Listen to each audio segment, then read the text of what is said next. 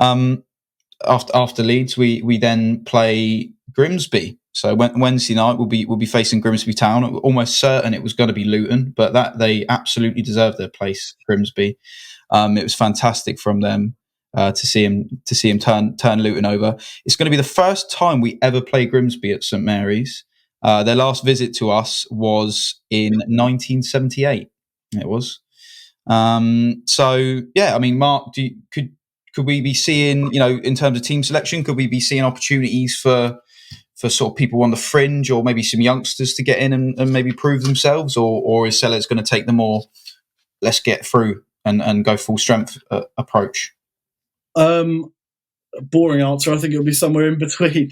I think this is a good chance to for Sellers to kind of play around with the team a little bit. Obviously, in between two games, and I mean, look, the FA Cup is magical and we love it and it's brilliant, but I think we could do without it, to be honest. I think this is Premier League has to be absolute priority right now. I think he will change the team, and with a squad of 30 players, I don't know why you wouldn't as well. There's players that need minutes in that team. There's players that Sellers will want to have a look at and just see, where the level is at. Obviously, against a League Two side and a side that are actually struggling. I think they're 17th in League Two at the moment. It's not going to be the same test as a Premier League game, but I think he's got to change it around a little bit, and I think this is a chance to see some of those other players kind of step in. I know we saw it at Man City, and then they went and did that, which was brilliant. So, yeah, I think he will. I don't think we're going to see the starting 11 because they're going to need a rest absolutely after that Leeds game, no matter what happens. So it'll be an interesting one, a night game at St Mary's, and Saints have done well in the Cups this year. So I'm looking forward to that, yeah. Yeah, I think it'll be a good occasion, especially if Grimsby do fill out their allocation. I saw they did really well on their first day of sales. I'm sure they probably sell it out and they bring all their fish with them.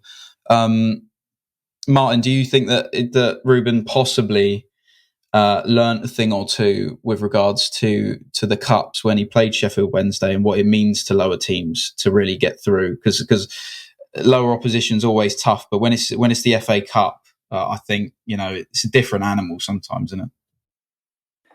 I think he's got a great opportunity with the size of the squad. Like Mark was saying, the squad's huge.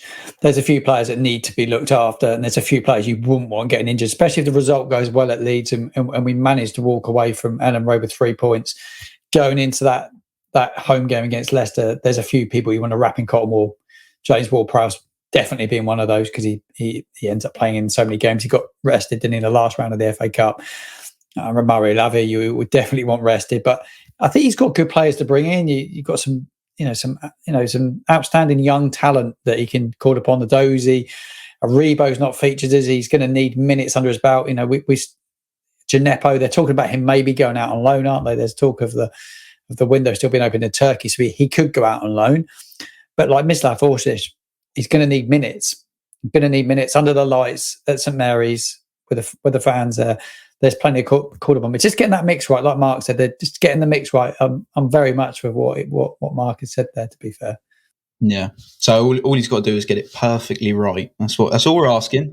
It's not too much, but no, I think it'd be a good experience for a couple of youngsters. I would like to see someone like a Don Ballard or a Tyler Diblin involved in some manner, even if they're on the bench, because both of those lads absolutely deserve a shout. They're outstanding. Like, I went and watched the Youth Cup game against Fulham, and Don Ballard was unsurprisingly amazing. And Tyler That'd Diblin, be a real statement, wouldn't it? That'd be a real statement from Sellers if he brought some of those in, especially after we've barely seen any this season. I think that'd be a really nice thing to do. Yeah, I agree with that. I think it would work as well. Because Ballard, if I remember rightly, scored at one of the earlier rounds. It was against Cambridge or something like that. Yeah, he scored the third at Cambridge in late on, wasn't it? And he was absolutely ecstatic. But I mean, I was there against Fulham. Ballard was electric. Kamari Doyle was another one who deserves a mention because, wow, what a footballer. Just magnetic feet. Just the way he moves is fantastic. And obviously Diblin just signing his first professional deal with the club in the week just gone. Again, absolutely deserves it. I went again with my other half and I looked at her and I just went, how is this kid like 17? Look at the size of his legs. Like, he's ridiculous. Like, how is he so young? Look at him. Like, he deserves. I think one of them deserves a chance. Even in any. I'm not saying start them. just get them involved somehow, because they do deserve it, the boys. Just as a side note, I don't know what you guys do. But I was going to say, just as a side note, I don't know what you boys do, but I'm so bad at living my life and comparing it to where I would be as a professional footballer if I was one. So I'm 26 at the moment, so I'm pretty much in my prime if I was a player. But I'm bad at when I talk to these young kids. I've spoken to Dom before, and you forget how young they are. And I made a reference about, I think I said something about, I don't know, Sol Campbell or something crazy. And he just looked at me blank faced. And then I was like, you were born, 15, 16 years ago. It's ridiculous. But that age group is, they're phenomenal, aren't they? They've got some great players coming through. It's just that bit of a gap, isn't there? I went to the fans forum a couple of weeks ago, and I was just saying there's that bit of a gap at the moment. Hence the influx of young players that they bought in that summer transfer window. Yeah. Would like to see that. Would like to see that pathway opened again, though, because we're so famous for it over the years, and it's always been like, I mean, Rasmus did use the phrase, but he's right. It's our DNA. It's what we do. We do produce young players, and that's what attracts these guys, the likes of people like Jimmy J Morgan. When we took him off Chelsea's hands as an 8-year-old and sold him back to him for $6 million without him playing a game, it's what we do. We're really good at developing players, and players want to come to Southampton because they know they're likely to, where they're most likely to get through and play. So I hope we do get back in touch with that, because some of those boys are, like I say, outrageous. And one that probably didn't get as much of a mention, who should, is Sonny Davis, who again, Kelvin's nipper, I was unbelievably impressed by when I watched him, and seeing him. Do you know what? It made me laugh, because didn't he play at Kelvin's testimonial? Did he take a penalty or something, or was that another kid? I can't remember if he took a penalty, but I think he was there.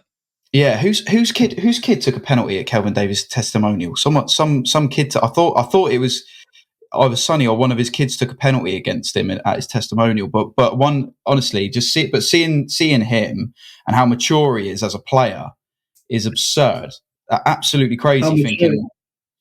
Yeah, how mature he is as a person in general as well. It wasn't. I think my editor Rob, went to that game and covered it, and he interviewed him afterwards. He texted me afterwards, going, I cannot believe this. Like, he was saying, I wish my own child, was incredibly, eloquent.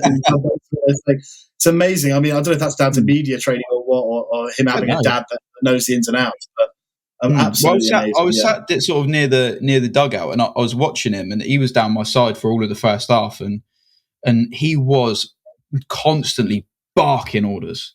Like Dave Horseman was trying to organise it all.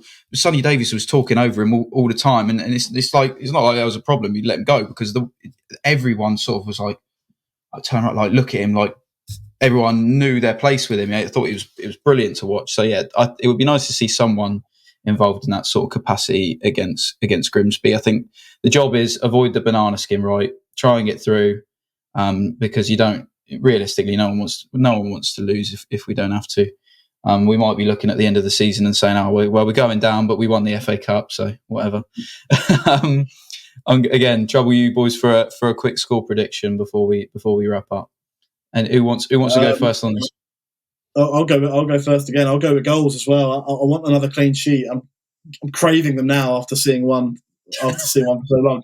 Let's go 3-0 Saints. I like it. Yeah, I'm going to go with a few goals. I'm going to go 4-0 Saints. Sakumara with a couple of goals. Fancy him to come good in a minute. Yeah, that's a kid who could do with a confidence boost as well. That's most definitely. Especially after what happened at the weekend. Bless him. He could do with a pick me up. He totally didn't mean it at the weekend. You'd see the look on his face when it happened, and he looked devastated. He totally didn't mean to do it. Just a total accident.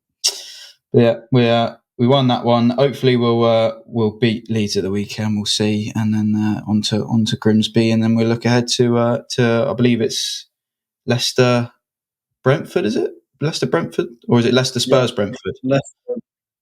Leicester, then Brentford midweek, and then Spurs on Saturday.